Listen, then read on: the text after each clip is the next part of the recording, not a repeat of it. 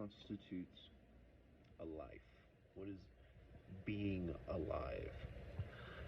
And I naively say in a conversation, social media, that humans need to have some sort of state of stimulus to be considered alive. That's kind of how I see humans in general, that we are very stimulus based.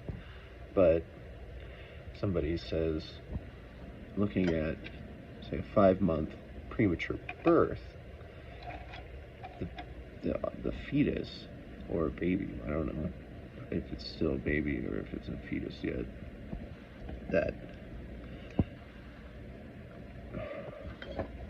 well, medically you cannot, I mean, it dies, right? So to say that it dies, you have to acknowledge that it was alive, right? Well, and it's no different though than, say, if you look at the Russian experiment where they decapitated a dog and they kept it alive with artificial circulation. I mean, is that actually alive? It had died, and we can artificially create life. Is it really? So looking at a baby or fetus, which is entirely dependent to keep developing, to keep staying alive in the womb, is completely dependent on that, right? So if you take it out, it cannot develop and it cannot exist as what it's supposed to exist as. You know, a baby is supposed to exist as something that grows into an adult human, right? It's, while it is dependent on us to provide food and nutrients still, you know, externally, it's just that a baby too, for the most part, will reach around, will, you know, chew on stuff or suck on things. And so you look at that, and it's like looking at a seed. When you have a seed, when does the seed become alive? I mean, it's not technically alive, isn't it? Just sitting as a seed, because they can lay dormant for how long before you plant them, and then they sprout and they start developing into what they are going to develop into. And so, looking at that, I mean,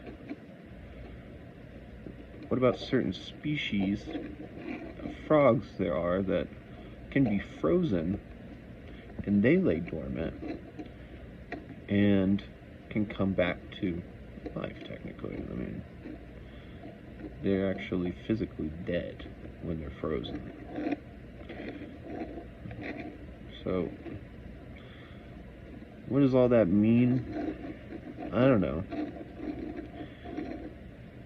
It still doesn't go into the idea that, I mean, like,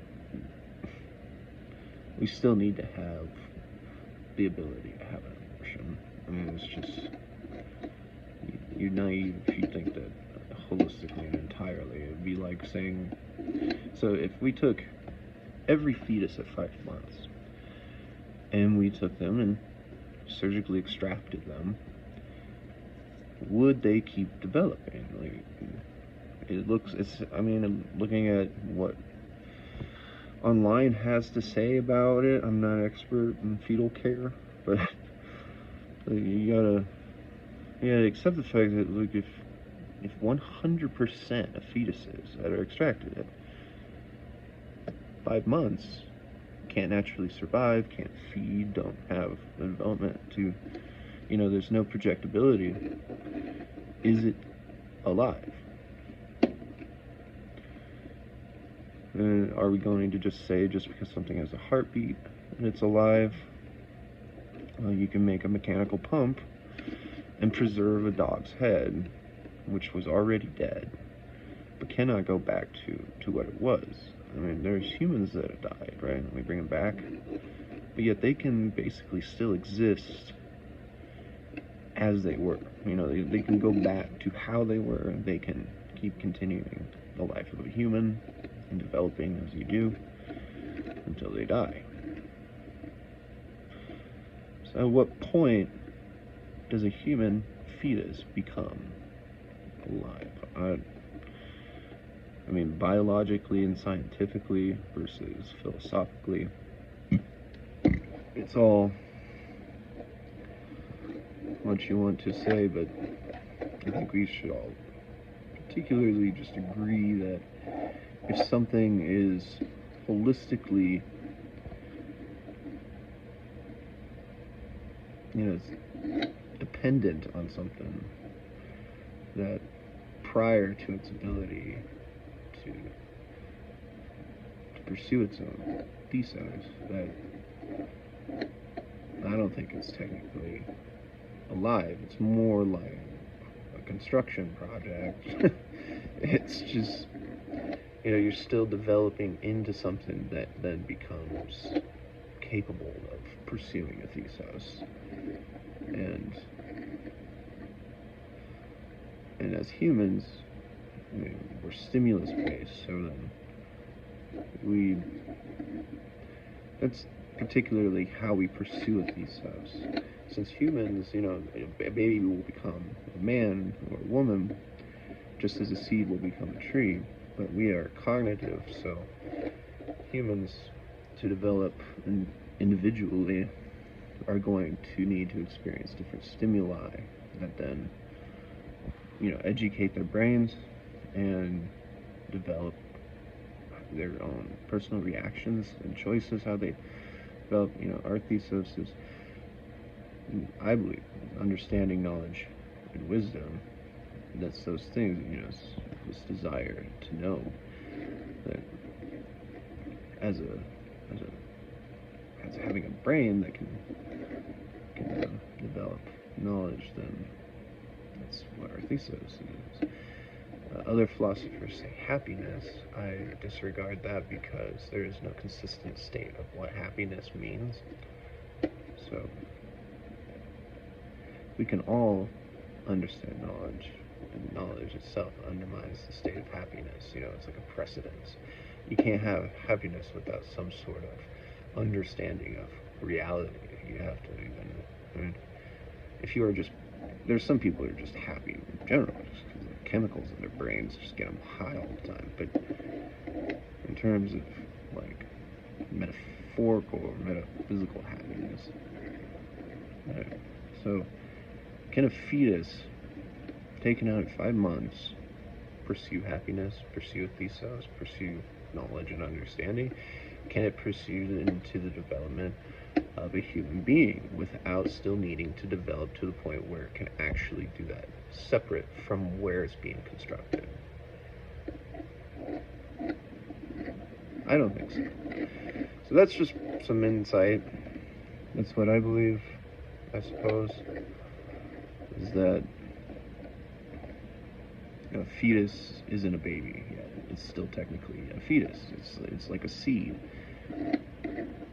An egg is more like a seed. You know, water would be sperm. But so at what point then is the seed developing to where it is now life? Well,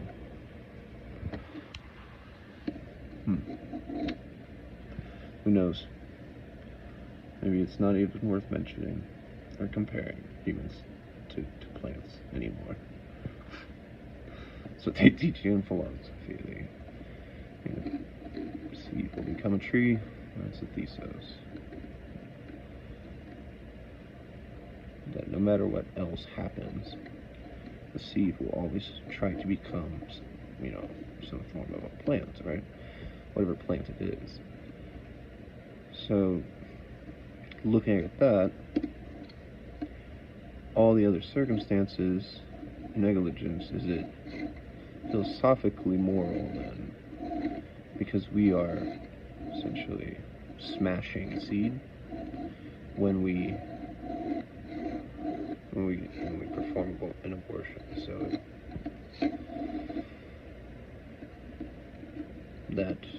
nothing else innately were to happen, without any outside influence, in the dark room, thought experiment, then the fetus would always grow into the baby, right?